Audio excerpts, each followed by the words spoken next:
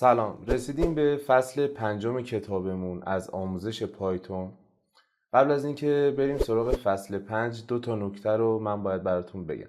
اول به دوستایی که به تازگی عضو کانال ما شدن خوش آمد میگم. دوم، خیلی از من سوال کردن که چرا دستور ایف رو هنوز توضیح ندادی. ببینید دوستان، همون جوری که من جلسه اول کورس پایتون بهتون گفتم، قراره که این کورس قسمت به قسمت از روی کتاب کرش کورس پایتون باشه که واسهتون شکلش رو میارم. جلسه یکم واسهتون توضیح دادم.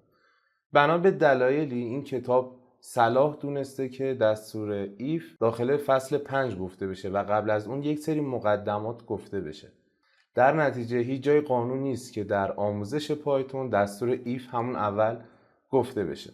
اینجا کانال اسکیل تاپه. اگر دوست دارید ما رو دنبال کنید دکمه قرمز رنگ سابسکرایب زیر ویدیو رو بزنید و اگر دوست دارید ویدیو بعدی ما رو از دست ندید زنگوله رو هم بزنید که به محض انتشار ویدیو بعدی بهتون نوتیفیکیشن ارسال بشه و بتونید بیاید اون ویدیو رو ببینید. فصل 5 کتاب هستیم و میخوایم با دستور ایف آشنا بشیم. قبل از اون من وارد ترمینال میشم. ببینید دوستان، من یک متغیر به اسم age تعریف میکنم و مقدار اون رو برابر قرار میدم مثلا با 10. اگر داخل پایتون بگیم age کوچکتر از 100 برای ما جواب true رو برمیگردونه. همونطور اگر بگیم age نامساوی با 10، خب age 10 دیگه، پس برابر با 10. وقتی بگیم نامساوی با 10 برای ما false رو برمیگردونه. زمانی که دو تا علامت مساوی بذاریم یعنی از لحاظ ارزشی داریم مقایسه میکنیم. age مساوی با 10 میگه بله درسته، age مساوی با 10 دیگه مقدار age تغییر نمیکنه. مثلا من اگر بگم age مقدار ارزشیش مثلا برابر با 12 نمیاد age رو 12 بکنه، برام مقدار فالس برمیگردونه، میگه نه age 12 نیست. اگر بگم age یه دونه مساوی 12 یعنی 12 رو بجز داخل age، اون موقع ایج برای من میشه 12. چرا بهتون الان این چیزا رو گفتم؟ قبلا هم گفته بودم، متوجه میشید. ببینید ما دستور شرط ایف رو داریم. فرض کنید من اینجا یک نامبر تعریف بکنم مثلا برابر با 100. یک شرط میخوام بنویسم ایف. استفاده کردن از دستور ایف به این شرطه که خود کلمه کلیدی اف رو مینویسیم، یک کاندیشنی اینجا قرار میدیم، یک شرطی قرار میدیم، دو نقطه. وقتی اینتر بزنیم خود پایتون متوجه میشه و برای ما 4 تا اسپیس میره جلو. اینجا مثلا من یک سری استیتمنت مینویسم، اینجا هم یک سری استیتمنت و وقتی میخوام ایف تموم بشه میام سر خط، دیگه 4 تا اسپیس نمیرم جلو. میگم مثلا برای من پرینت کن حالا هر چیزی که خواستید. بیاید یه دونه برنامه با ایف بنویسیم تا راحت تر متوجه بشید. میخوایم بگیم که اگر نامبر من بزرگتر بود از 10، مثلا بیا برای من ایمپرشن رو مثلا برابر قرار بده با 1 و برای من اینجا ایمپرشن رو چاپ کن. خب همونطور که میبینید 1 برای من چاپ شد چون نامبر از 10 بزرگتر بود. اینجا ترو برگردون، وقتی که ترو باشه دستورات داخل ایف انجام میشه. حالا فرض کنید نامبر من 1 بود. خب ما میدونیم دیگه 1 از 10 بزرگتر نیست، پس اینجا فالس برمیگردونه و وقتی فالس میشه دستور ایف اجرا نمیشه و پرینت میکنه برای من ایمپرشن. ببینید من زمانی که برنامه رو اجرا میکنم میگه که ایمپرشن برای من تعریف نشده، چرا که اصلا وارد حلقه ایف نشدیم. نامبر 1 بوده، شرط ما نامبر بزرگتر از 10 بوده، نتونستیم شرط رو برگردونیم و ایمپرشن داخل ایف تعریف شده، بنابراین میگه ایمپرشن برای من تعریف نشده. خب ما میتونیم بگیم که نامبر کوچکتر از 10 بود، ایمپرشن 0 برای ما برگردونه. به جای اینکه من بیام یه بار دیگه اینجا بنویسم ایف نامبر کوچکتر از 10 بود،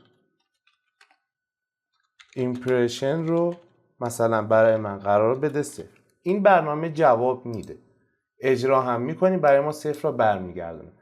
ولی داخل پایتون ما یک دستوری داریم elif. این همون کار ایف رو انجام میده، منتها اول باید خود ایف رو بنویسیم.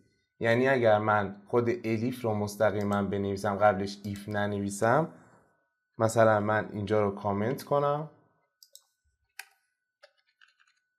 یعنی خود الیف از الیف شروع بشه. زمانی که برنامه رو میخوام اجرا بکنم بهمون خطای سینتکس میده، میگه که داخل پایتون ما نداریم کدی که با الیف شروع بشه، قبل از اون باید یک ایف بنویسیم. پس برنامه این شد اگر نامبر بزرگتر از 10 بود ایمپرشن 1 برای من برگردون، اگر نامبر کوچکتر از 10 بود برای من ایمپرشن 0 رو برگردون. وقتی من برنامه رو اجرا بکنم چون نامبر 1 برای من 0 رو برمیگردونه، یعنی وارد این ایف نمیشه، وارد الیف میشه. حالا میتونیم بگیم که دوباره الیف نامبر مثلا بزرگتر مساوی 100 بود،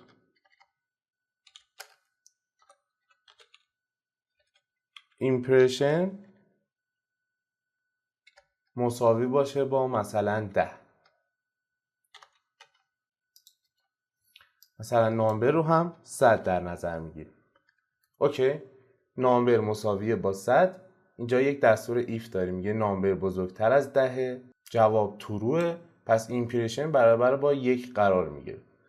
خط بعد میگه اگر نامبر کوچکتر از 10 که همینجا برنامه فالس برمیگردونه و اصلا این خط رو اجرا نمیکنه. اینجا دوباره میگه اگر نامبر بزرگتر مساوی 100 ایمپرشن رو برای من 10 برگردون. سوالی که من اینجا از شما دارم، دو تا جا این شرط صادق بود، هم اینجا ترو برای ما برمیگردونه چون نامبر 10 پس بزرگتر مساوی 100 هم هست، اینجا هم برای ما ترو برمیگردونه نامبر بزرگتر از 10. ایمپرشن برای ما اینجا چی چاپ میشه؟ برنامه رو اجرا میکنم، احتمالا همون چیزی که حدس زدید درست بوده، برنامه اصلا اجرا نمیشه چون پایتون نمیدونه الان باید ایمپرشن 1 رو برای ما چاپ کنه یا ایمپرشن 10 رو، تکلیفمون رو باهاش مشخص نکرد.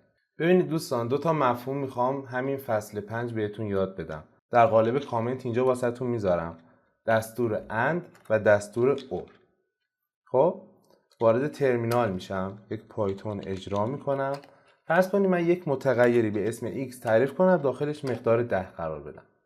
x بزرگتر از 8 میگه ترو، درست.